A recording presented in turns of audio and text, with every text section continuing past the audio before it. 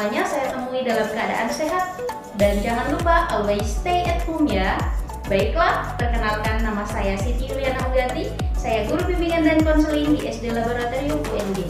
SD punya guru bimbingan dan konseling? Harus dong.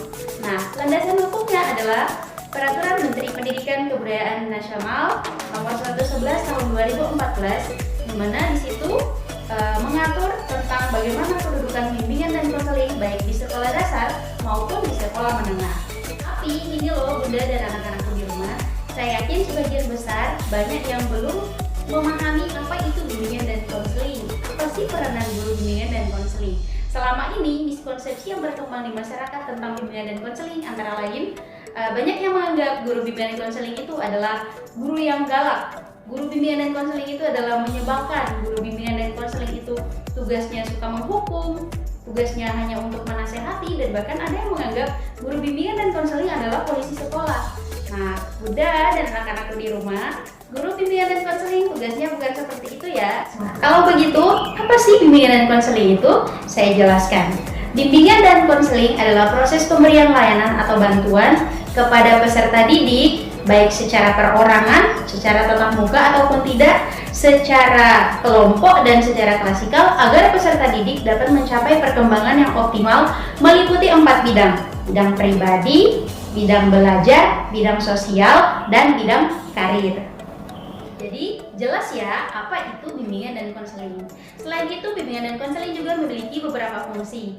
Saya akan menjelaskan beberapa di antaranya. Yang pertama, fungsi pemahaman.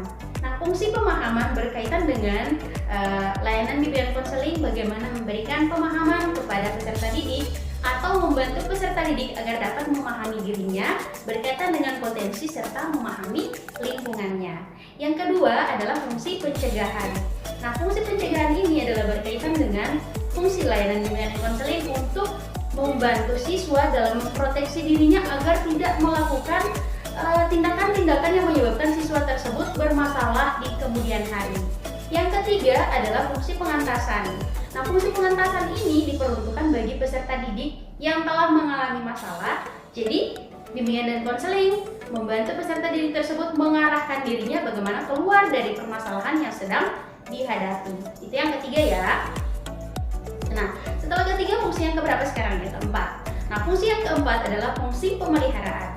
Nah, fungsi pemeliharaan ini berkaitan dengan fungsi layanan bimbingan dan konseling untuk membantu siswa memelihara perilakunya yang positif agar dapat ditingkatkan lagi serta dapat menghindari perilaku-perilaku yang berdampak negatif seperti itu. Kemudian ada juga fungsi penyaluran. Nah, fungsi penyaluran ini adalah fungsi layanan bimbingan dan konseling untuk membantu peserta didik agar dapat menyalurkan minat dan bakatnya sesuai dengan potensi yang dimiliki. Jadi gitu ya, dan masih beberapa fungsi yang lainnya.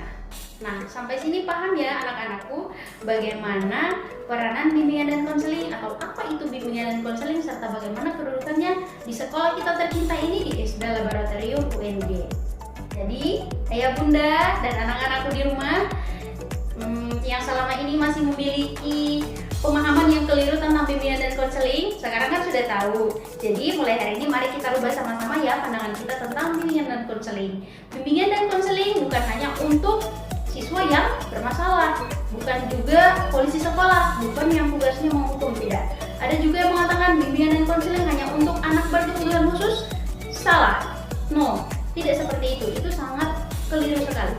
Jadi bimbingan dan konseling itu bersifat diperuntukkan bagi semua individu. Jadi yang bermasalah, yang tidak bermasalah, semuanya berhak mendapatkan layanan bimbingan dan konseling. Dan satu lagi yang perlu saya ingatkan, Bunda, layanan bimbingan dan konseling di SD Laboratorium UNG tidak akan berjalan dengan baik tanpa kolaborasi dan kerjasama dengan semua guru serta dukungan penuh dari ayah dan bunda seperti itu. Karena anak-anak itu keberhasilannya atau perubahan perilakunya ke arah lebih baik tidak bergantung pada gurunya, tetapi ditentukan bagaimana pola asuh dari ayah dan bunda seperti itu ya.